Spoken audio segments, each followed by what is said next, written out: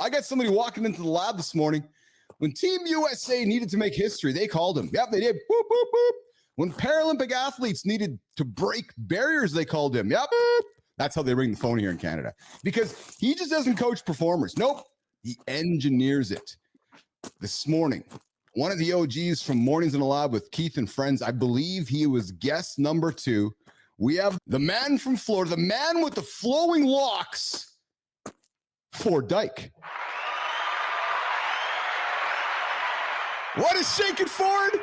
Ford, what's up, brother? Man, we're back. What's up, gentlemen? Good morning. You are back. You are back. I got to set the stage for Richie and Johnny. Ford joined me in the early days of the show when we were figuring shit out. Me and Nicole were just kind of finding our way. And it was Ford, admittedly, back at the time, was a little bit more of a tamer, lighter show, I think. But since then, we may have, you can look around. You got some fucking dude here in the middle puffing on a cigar. And the guy might have lifted up a few things in his life. He might have stood on a stage and at some bodybuilding championships. He might have wrestled in North Korea. He might have been one of the world's strongest men. Then you got the guy next to you, Ford, who's might have fought in Iraq. He might have come back to North America and done some pretty extreme athletic things. So I introduce you to my friend John Anderson. I introduce you to my friend Richie Ingram. And John and Richie, I introduce you to my friend, one of the OGs in the lab here, Mr. Ford Dyke. Hell of an intro. Nice to meet you guys. I got to come right out of the gate and say, I just meet you right now, but at a glance, you are one cool motherfucking looking dude. Yes, I know. I don't know, man. You guys got a crazy intro and accolade. And Richie, man, thanks for supporting the country, man. I appreciate your service, seriously. And John, it sounds like your background is one for the books, man. As the smoke's coming towards my screen, I love it. I love it. So I got to ask Ford this first question. Ford, when we had you back on months ago, it was, I know are you in Florida right now still? No, I'm actually at the university, so we're in full swing semester right now. Oh, okay. So where's that? Auburn, Alabama. Auburn. Okay, so I know because Roll Tide, man. What are you doing? Man, we'll have to work on that. But anyway, go ahead, Keith. I know when we talked last time, you're like, holy fuck, this is early in the morning. So Ford, is this early for you right now, or is this now normal for you, brother? No, it's never normal. You guys are talking about sleep optimization. And Keith, I don't know what time zone you're on, man, but I told you last time, this is not an optimal window for me to be performing at gold. This is definitely like a bronze, maybe getting a podium finish. So you guys will get the best of me in here in a little bit once I start warming up the cylinders. There you go. So here's the question that myself and Richie, and then you missed Marty earlier, but myself, Richie, Marty, and Johnny like to ask every single guest. It's like our thing here, Ford. What is your morning routine? Give us all the specific details from when your head gets off the pillow. Like what actually happens? And even if there's no routine, what actually happens the moment that either the alarm goes off or the circadian rhythm says, get up? Yeah, I love that question. I don't really call it a routine. I call it more of a practice because I think routine is pretty limited and it sounds robotic to me. And I'm a human and I represent the process-oriented approach versus that goal-oriented approach and just looking at results and trying to continue to maximize. I try to stay within the process itself. So all details, literally alarms going off, try to stay within that circadian window of breaking the daylight. So I'm awake before that happens. And that way, when sunrise hits my eyeballs, I've got the melatonin drop in, the cortisol is rising up. I'll do a little stretching in bed. Former athlete, I've put some miles on the body. So I don't just hop out of bed. I try to ease my way onto the floor. And then first thing I do is drink a cold glass of water after I take a giant piss, probably after the night, because I've been hydrated. Come on, baby. Yeah. And then I snap off a banana because I think primates knew it best. They eat a ton of bananas and they were super strong and efficient. Yeah. And then I eat what's called a wassa. I don't know if you guys are familiar with a wassa. I've eaten these things since I was a kid, but it's just like a little flat sourdough piece of bread. It's not very delicious, but when you pack it with peanut butter and some fresh jelly or honey or some berries on top, you're good to go. And then I'm off to some movement if I've got some clients to train or if I've got some teaching meetings, whatever it may be. And then I continue to crescendo. After that, probably I'd say an hour or so, I pop off a nice big smoothie, egg, Greek yogurt, spinach, supplements, berries, almond milk, etc., peanut butter, of course. And then I get into my coffee practice is what I call that as well. And craft coffee is a whole nother conversation for me. Yes. But single origin, B60 pour over on the fellow. I don't fuck around with that. So that's like literally a whole deep dive. And then by that point, I'm ready around that 10:30, 11 window to be optimized to be productive as possible until about 2. And then I start with my lunch. And now I'm getting into the afternoon. I know you just talked about the morning, but you can see how it it just It's a builds into ramp. that process. Just Yeah, it's a ramping it ramp. up, baby. Exactly. Yep. I love it. So it's clear. So we kick off the show, Ford, with something we call the morning loop, because when Johnny joined the show and he really emphasized it, we actually know it's just a loop, right? It's just 24 hours. The night starts in the morning, goes to the afternoon. It's just a complete loop. And hearing you explain your life, your routine, your habits, your practice, I love to use the word practice. It's actually a loop. And I see Richie leaning in and giggling. Richie, what was resonating for you as Ford was giving down his routine? The fucking coffee, man. That's amazing. Started. Yeah, no, I dig it. I dig it.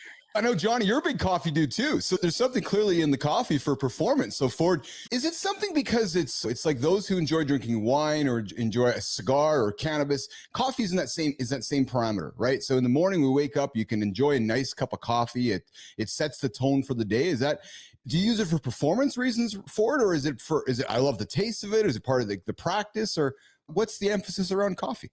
Yeah, it's everything for me. It's a Yeah. conversation for starters, and Yes. the way it's sourced, the way it's distributed, the way it's brewed, the way it hits your body, the way that it makes you feel. There's so many layers to craft coffee specifically. I'm Yeah. like, let's get serious. I'm not snapping off a Keurig, and hanging out with the fucking fun moms in the parking lot, dropping my kids off at preschool. No, this is next level shit. I got a whole setup going on, several hundreds of dollars that are invested into it. And people tell me all the time, like, oh, I drink coffee. Get the fuck out of here. You're drinking You like don't drink coffee, Folgers from like motherfucker. Sam's Club or some shit. This stuff is premier, top shelf, top level. And I can go on and on, man, but I just love the fact that it's part of my morning meditation too. When I'm in there and I'm grinding it, and I'm smelling it, and I'm enjoying the process of making it, and I'm staying on my mat. They talk about yoga practitioners. How do you take what's built on the mat off the mat? For me, part of that too is working that craft coffee on the mat. How do I take that now to set intentions off the mat for what's coming on my day, on my agenda? Oh, I love that. Good morning, Shelly. Good morning, Shelly. Good morning, Joe. Yes, Joe, you're right. I keep saying men, but this applies to everyone. Yes, this is a morning show for everyone to get their ass out of bed and get themselves going. Richie, Johnny. So Ford has something he's called, which is the 60 seconds of space. Now think about it. Get this. Break this down for us, Ford. What happens in the brain during those crucial 60 seconds, and how does it change performance? And do you recommend your clients making this their first ritual every morning, this 60 seconds of space? Ford Dyke. Yeah, I think it's more than just the morning though, Keith. I think any point during your day, like John said, you're on this loop and you have a 24-hour period. But if you start to break that 24 hours down, you get about 1,440 minutes and then about 86,000 seconds. If you take it into 60 seconds at a time, obviously we're not going to live our life that way, but just recognizing the space within the notes. So that beauty in the silence, so to speak. Yeah. Yes. And you can always stop. You can always pause. You could close your eyes if you want. You can put away the notifications. You can drop the calls and the emails and all the bullshit and just go inward for a moment and see how you're feeling physically. How do I feel from top to bottom, inside, outside? How do I feel cognitively? Where's my mind? Where are my thoughts? How about emotionally or spiritually? Where am I as this organism on this planet in this moment and time? How do I feel? That's really informative. And once you connect that mind and body and that body and mind, now you're in an empowered place to decide how you want to move forward because you're at choice. You're driving your own destiny, not any of this other shit coming in from the outside. What's powerful, what you're saying right now, is that to regular listeners who hear often from Rich and hear often from Marty or hear often from John or even myself, especially Richie and John right now, constantly talking about mindset, getting into a space, mindset, getting into space. Before Richie gets on a track and runs for 3, 4, 5, 6 hours, he's an endurance athlete, right? And Johnny's done a lot of exceptional things in his lifetime as well. And they always talk about how it comes from here and the space. And you're emphasizing the same thing, that different voice, right?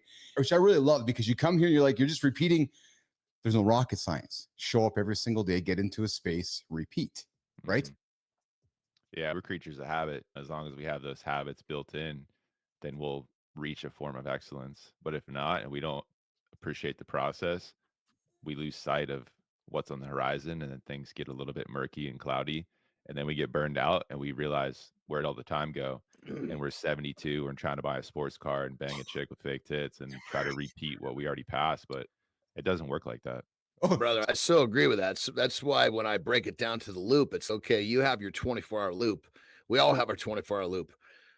the habits we have installed, are they making our loop better or worse? Mhm. And unfortunately, so many people, because we really don't stay the same as humans, we're getting better or worse. And most people, their loop, there's more negative habits installed than there are positive habits. And so they're inching their way backwards, so to speak. And then Mhm. Father Time on top of that, next thing, just like you said, you're like, fuck, I'm 40 years old. What happened to all the cool shit I want to do in my life? Remember, you were going to do it tomorrow. Mhm. Yes. Yeah. Hey, That's Ford, awesome. you're gonna be writing the forward for Richie's book. I'm 72 and I'm banging fake chicks with Fake chicks. I hope I'm 72 banging chicks. Not with fake, tits. not fake I hope chicks, you dude. roll Hey, with Richie, that. don't be banging fake Well, chicks, might be bro. fake Yeah. chicks by the time Richie's 72. But hey, listen. So Ford, I got one last question for you before we do a little break, and then we're gonna come back with continue the conversation here. But Ford, let's get real practical here. When you're working with Olympic athletes or executives, Paralympic athletes, what's the first environmental change you have them make? And then what delivers the fastest performance upgrade once they've made that change? Ford. It goes back to 60 seconds of space, Keith. A lot of that started with my work at the wheelchair basketball team here at the Yeah. university. We have 30 seconds on the shot clock on offense and 30 seconds on the shot clock on defense.